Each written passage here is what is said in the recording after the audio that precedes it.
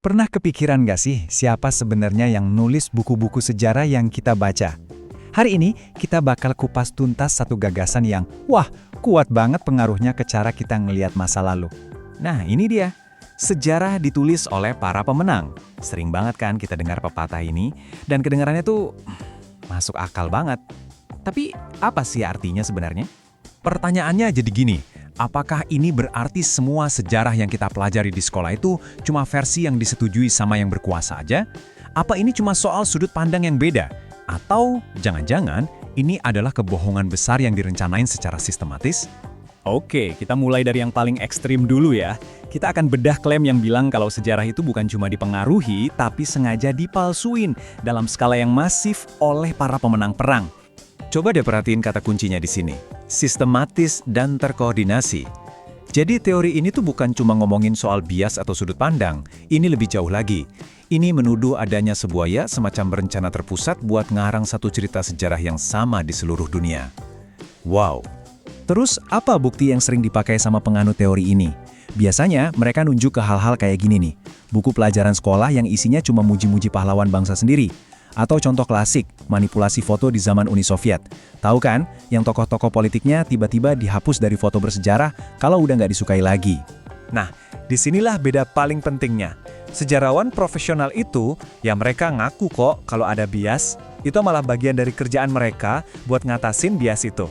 Tapi itu beda banget kan sama tuduhan kalau ada konspirasi rahasia untuk menciptakan sejarah dari nol. Oke, jadi pertanyaannya, gimana caranya sejarawan melawan bias dan potensi manipulasi ini? Nah, sekarang kita lihat toolkit atau perangkat yang mereka pakai buat ngecek apa sih yang benar-benar terjadi di masa lalu. Tapi sebelum lanjut, kita harus fair juga. Teori ini nggak muncul dari ruang hampa.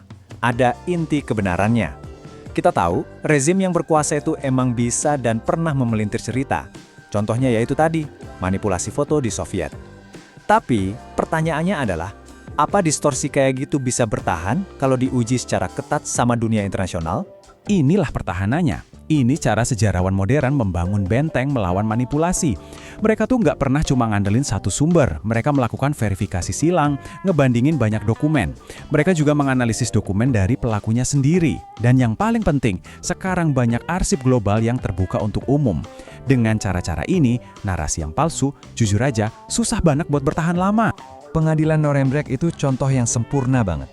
Bukti kejahatan Nazi itu justru banyak yang datang bukan dari sekutu, tapi dari dokumen-dokumen internal Nazi sendiri. Dan berkat proyek digitalisasi, kayak yang dilakuin sama Harvard, sekarang siapa aja, termasuk kita, bisa ngakses arsip-arsip ini secara online. Jadi, buktinya tuh transparan. Coba deh kita pikirin logikanya. Masuk akal nggak sih? Ada satu konspirasi global yang bisa ngontrol setiap arsip, setiap universitas, dan setiap museum di ratusan negara dalam berbagai bahasa selama berpuluh-puluh tahun tanpa ada satupun yang bocor? Hampir mustahil kan? Praktis nggak mungkin. Oke, jadi kalau buktinya lemah, kenapa ya gagasan konspirasi besar ini kok kedengerannya menarik banget buat sebagian orang? Nah, sekarang kita pindah gigi sedikit, kita coba selami sisi psikologisnya. Kenapa sih teori-teori kayak gini bisa punya daya tarik yang kuat? Ternyata ada beberapa alasannya. Pertama, teori konspirasi itu nawarin jawaban yang simple dan pasti di dunia yang serba rumit. Kedua, ada faktor ketidakpercayaan sama pemerintah atau institusi.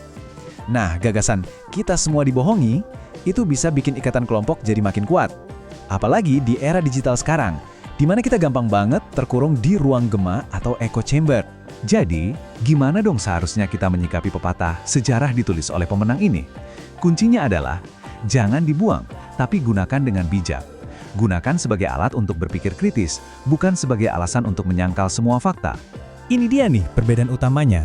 Kalau kita pakai pepatah ini buat nolak semua bukti, misalnya bukti kejahatan perang, itu namanya penyangkalan, dan itu bahaya. Tapi kalau kita pakai pepatah ini sebagai pengingat, coba cari sumber lain coba lihat dari sudut pandang yang beda. Nah, itu baru namanya skeptisisme yang sehat. Dan itulah intinya kerjaan seorang sejarawan. Pada akhirnya, mungkin pertanyaan yang lebih penting bukanlah apakah sejarah itu bohong, tapi cerita siapa lagi yang selama ini belum kita dengar. Ini ngingetin kita semua bahwa sejarah itu bukan buku yang udah final dan selesai. Sejarah itu adalah percakapan yang terus-menerus berjalan. Dan kita semua punya peran untuk memastikan lebih banyak suara dan cerita bisa ikut terdengar.